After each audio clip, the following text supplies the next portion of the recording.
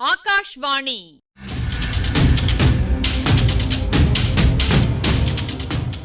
பொன்னியின் செல்வங்கள் வாசிப்பும் ஆய்வும். வாசிப்பவர் ராமசுவாமி சுதர்சன் அவர்கள்.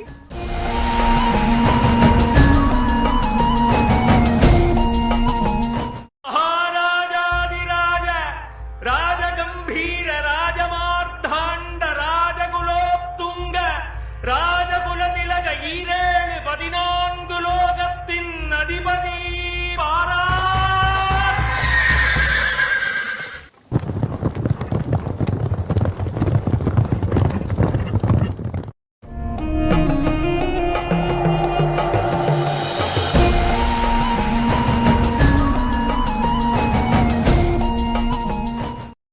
மழை வலுத்த பிறகு வந்தியத்தேவன் அந்த மழையிலிருந்து தப்ப ஒரு இருள் நிறைந்த பாழடைந்த மண்டபத்திலே ஒதுங்குகிறான். அப்போது அங்கே ஒரு குழந்தையின் குரல் அம்மா அம்மா என்று கேட்கிறது. அந்த குழந்தையிடம் பேச்சு கொடுத்து கொண்டே அது குழந்தைதானா என்பதை முதல் தெரிந்து கொள்ள விரும்புகிறான். பிறகு அது குழந்தைதான், பேயோ பிசாசோ அல்ல என்பதை ஊர்ஜிதம் செய்து கொண்ட பிறகு அந்த குழந்தையிடம் வா, வெளியே வா, என்னை வந்து சந்தி என்று அந்த குழந்தையிடம் அவன் கூற, பிறகு உனக்கு என்ன பயமா என்னை வந்து சந்திக்க என்று சொல்லும் பொழுது அந்த குழந்தை பயமா, எனக்கு என்ன பயம் என்று சொல்லிக்கொண்டே இருண்ட மண்டபத்திலிருந்து வெளியே வந்தது. இதற்குள் மழை நன்றாக விட்டு போயிருந்தது. மேகங்கள் சிறிது விலகி நட்சத்திரங்களும் தெரிந்தன.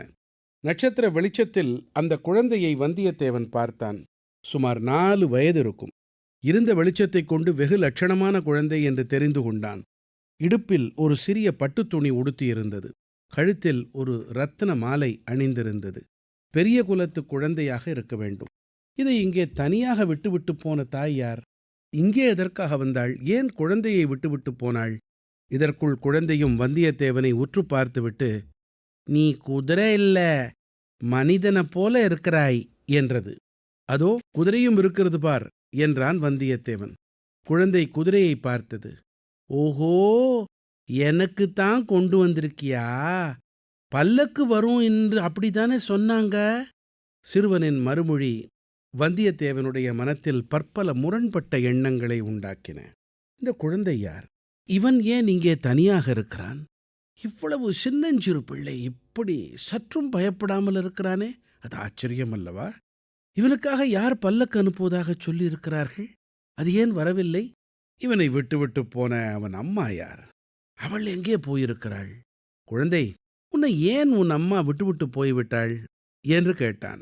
அம்மா என்னை விட்டுட்டு போகல, நான் தான் அவளை விட்டுட்டு வந்துட்டேன் என்றான் அந்த சிறுவன். ஏன் விட்டுவிட்டு வந்தாய்? குதிரை ஒன்று ஓடி வந்தது, அதை பிடிச்சு அது மேலே ஏறிக்கிட்டு வரலாம் அப்படின்னு நான் சொன்னேன். அம்மா கூடாது என்றாள். நான் அவளுக்கு தெரியாமல் குதிரையை பிடிக்க ஓடி வந்தேன். அந்த குதிரை தானா இது? இல்ல இல்ல இல்ல, இது வேற குதிரை. அப்புறம் எப்படி இங்கே வந்தாய்? குதிரை அகப்படல, அம்மாவையும் காணல, மழை அதிகமா வந்தது, அதுக்காக இந்த மண்டபத்துக்குள்ள வந்தேன். இருட்டில் தனியா இருக்க உனக்கு பயமா இல்லையா? பயம் என்ன, தினம் இந்த மாதிரி தானே இருக்கிறேன். புலிக்கு கூட பயம் இல்லையா? அம்மாவுக்குத்தான் பயம், எனக்கு பயமில்லை. நான் மீன், புலியை விழுங்கி விடுவேன். அடே, மீன் புலியை விழுங்குமா? நான் சாதாரண மீன் இல்ல, பெரிய மகர மீன், திமிங்கலம். புலி, சிங்கம், யானை எல்லாவற்றையும் விழுங்கி விடுவேன். வந்தியத்தேவன் மனத்தில் என்னவெல்லாமோ எண்ணங்கள் தோன்ற ஆரம்பித்தன. புலியை விழுங்கும் மீன் அதிசய மீன் அல்லவா? இப்படி யார் இந்த பிள்ளைக்கு சொல்லிக் கொடுத்திருப்பார்கள்? அதோ அங்கே என்ன சத்தம் என்று கேட்டான் சிறுவன். வந்தியத்தேவன் பார்த்தான். தூரத்தில் ஒரு கூட்டம் வந்து கொண்டிருந்தது. கூட்டத்தில் சிலர் தீவர்த்தி பந்தங்களை வைத்துக் கொண்டிருந்தார்கள். அவர்களுக்கு நடுவில் ஒரு பல்லக்கும் தெரிந்தது. எல்லாரும் பரபரப்புடன் ஓடி வந்து கொண்டிருந்தார்கள். அவர்களில் ஒரு பெண் பிள்ளையும் இருந்ததாக தோன்றியது. அங்கே, இங்கெங்கே, அதோ, இதோ இதோ என்ற கலவரமான குரல்கள் கேட்டன. இடிந்த மண்டபத்தை கூட்டத்தில் ஒருவன் பார்த்து சுட்டி காட்டினான். அவ்வளவுதான். எல்லோரும் அந்த மண்டபத்தை நோக்கி ஓட்டம் பிடித்து ஓடி வந்தார்கள். அதோ வர்றாங்க, பல்லக்கும் வருது. எனக்கு பல்லக்குல ஏற பிடிக்கல. என்ன உன் குதிரை மேலே ஏத்திக்கிண்டு போறியா என்று சிறுவன் கேட்டான். அந்த குழந்தையின் முகமும் தோற்றமும் பேச்சுக்களும் வந்தியத்தேவனுடைய மனத்தை கவர்ந்தன. அவனை கட்டி அணைத்து தூக்கிக் கொள்ளலாம் என்று தோன்றியது. ஆனால் மனத்திற்குள் ஏதோ ஒரு தடங்கலும் கூடவே ஏற்பட்டது. எனக்கு வேற அவசர வேலை இருக்கிறதே என்றான் வந்தியத்தேவன். நீ எங்க போக போற? காஞ்சிக்கு. காஞ்சிக்கா? அங்கதான் என்னோட முக்கியமான சத்ரு இருக்கான். வந்தியத்தேவனுக்கு தூக்கி வாரி போட்டது. அவ்விதம் அந்த பிள்ளையின் அருகில் தான் நிற்பது கூட பிசகு என்று எண்ணினான். ஆனால் குதிரையின் மேல் ஏறிப்போவதற்கும் அவகாசமில்லை. கூட்டம் வெகு அருகில் வந்துவிட்டது. ஓடினால் சந்தேகத்துக்கு இடமாகும். இவ்வளவுடன் என்னதான் நடக்கப் போகிறது என்று தெரிந்து கொள்ளும் ஆவலும் வந்தியத்தேவனுக்கு பற்றியிருந்தது.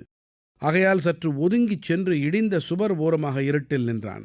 இதோ நான் இருக்கேன் என்று முன்னால் போய் நின்றான் சிறுவன். வந்தவர்களிலெல்லாம் முதலில் வந்தவள் ஒரு பெண் பிள்ளை. அவளுக்கு ஓடி வந்ததினால் இறைத்து கொண்டிருந்தது. அதை அவள் பொருட்படுத்தாமல் தாவி வந்து குழந்தையை எடுத்து வாரி அணைத்து கொண்டு, பாண்டியா, இப்படி செய்து விட்டாயா என்றாள். அவளுக்கு அடுத்தபடியே வந்தவன் ரவிதாசன். அவன் சிறுவனின் பக்கத்தில் வந்து நின்று, சக்கரவர்த்தி, இப்படி எங்களை பயமுறுத்திட்டீங்களே என்றான். சிறுவன் சிரித்தான். அப்படித்தான் பயமுறுத்துவேன். நான் குதிரை வேணும்னு கேட்டேன், பல்லக்கு கொண்டு வந்திருக்கீங்களே என்றான்.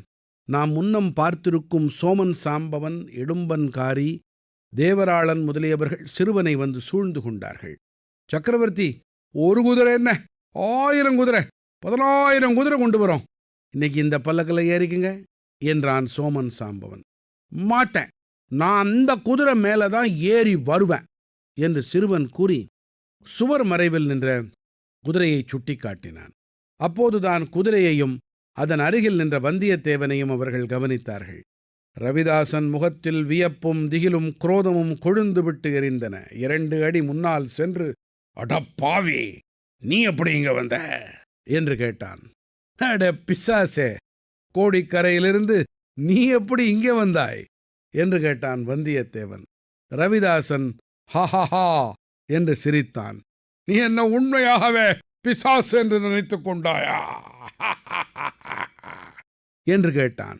சிலர் செத்த பிறகு பிசாசு ஆவார்கள், நீ உயிரோடு இருக்கும் பிசாசு என்றான் வந்தியத்தேவன். இதற்குள் சிறுவன், அவனோடு சண்டை போடாத, எனக்கு அவனை ரொம்ப பிடிச்சிருக்கு. இருட்டில் எனக்கு துணையா இருந்தான்.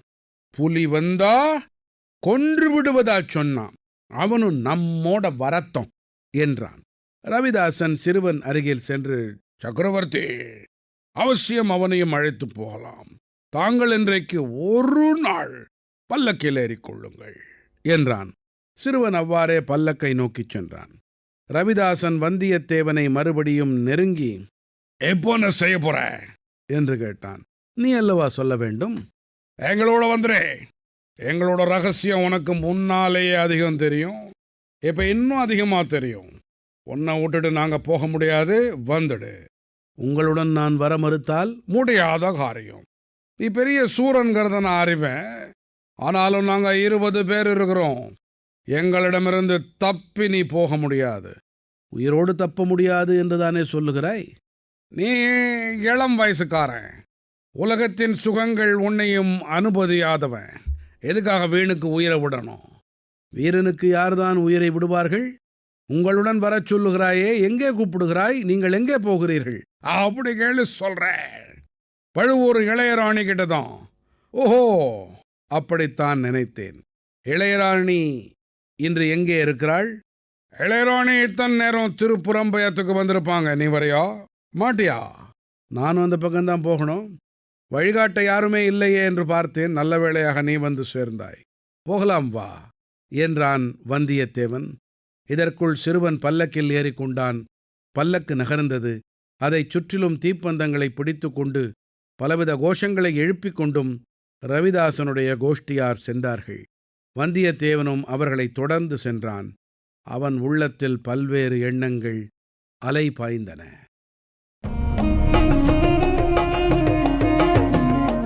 இப்பகுதியின் ஆய்வினை வழங்குகிறார் ஐங்கரன் அவர்கள்.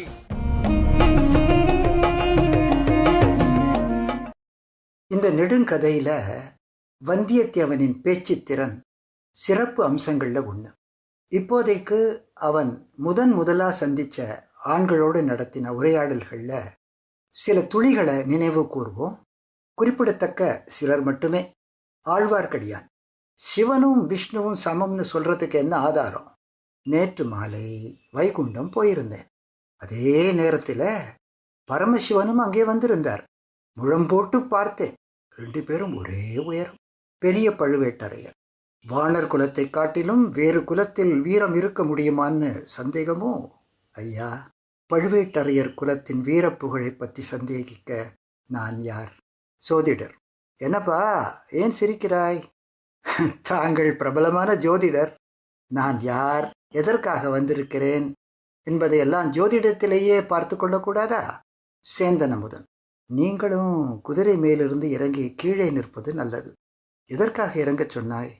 சின்ன பழுவேட்டரையர். எங்கே? இப்படி கொடு. தளபதி, ஓலை சக்கரவர்த்திக்கு. சக்கரவர்த்தி, எல்லாரும் வழிபடும் தெய்வத்துக்கு அல்லவா பொன் கோவில் எடுக்க வேண்டும்? பிரபு, மகனுக்கு தந்தை தெய்வம், மக்களுக்கெல்லாம் அரசர் தெய்வம். தங்களுக்கு பொன் மாளிகை எடுத்தது பொருத்தமானதே. தியாக விடங்க கரையர், நீ ஏன் இலங்கைக்கு அவசரமாக போக விரும்புகிறாய் என்று இப்போ தெரிகிறது. பெரியவரே, நீங்க நினைப்பது சரியன்று. ஒருவருக்கு மிக முக்கியமான ஓலை கொண்டு போகிறேன். வேண்டுமானால் நீங்கள் அதை பார்க்கலாம். பூதி விக்ரமகேசரி. தம்பி, பழையாறையில் எங்கள் குலவிளக்கை பார்த்தாயா? ஐயா, இளைய பிராட்டியுடன் இணை பிரியாமல் இருந்து வருபவரே எப்படி பார்க்காமல் இருக்க முடியும்? அருள்மொழிவர்மர். அன்பரே வருக. நான் அளித்த வீர வரவேற்பு திருப்தி அளித்திருக்கிறதா? இளவரசே, ஓலை தங்களிடம் சேர்ந்து விட்டது. இனி இந்த உயிரை காப்பாற்றிக் கொள்ள வேண்டிய அவசியமில்லை. விரும்பினால் இன்னும் சிறிது நேரம் யுத்த காண்டம் படித்து பார்க்கலாம். ரவிதாசன். நீ எங்கேயாப்பா போகிறாய்? நானும் கப்பலுக்குத்தான் போகிறேன். கப்பலுக்கு போய் பிறகு எங்கே போவாய்? அது கப்பலில் ஏறிய பிறகுதான் தெரிய வேண்டும். இப்படி அவரவர் வீச்சுக்கு தகுந்த மாதிரி பேசி வந்தவன் அந்த சிறுவனுடன் விளையாடின அழகையும் பார்த்தோம். நீ யார்? புலி இல்லையே. நான் புலி இல்லை, குதிரை. நீ பொய் சொல்கிறாய். குதிரை பேசுமா? புலியா இருந்தால் பேசுமா? பல்லக்கை விரும்பாத ஆண் குழந்தை. இருட்டிலே துணையாயிருந்த வல்லவரையனை பிடிச்சு போச்சு. ஓட பார்த்தாலும் 20 பேர் இருக்காங்க, போய் பிடிச்சுக்க.